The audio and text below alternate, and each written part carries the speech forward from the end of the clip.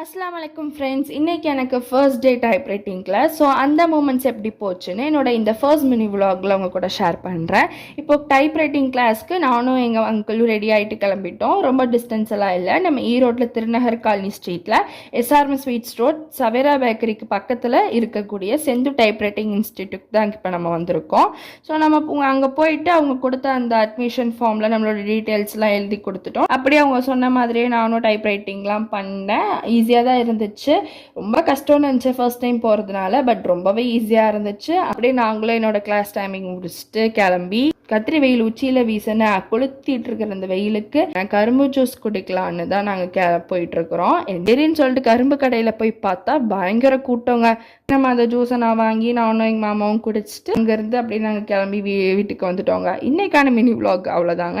இந்த வீடியோ உங்களுக்கு பிடிச்சிருந்தா லைக் பண்ணுங்கள். நம்ம வீடியோ ஃபர்ஸ்ட் டைம் பார்க்குறீங்கன்னா சப்ஸ்கிரைப் பண்ணிக்கோ.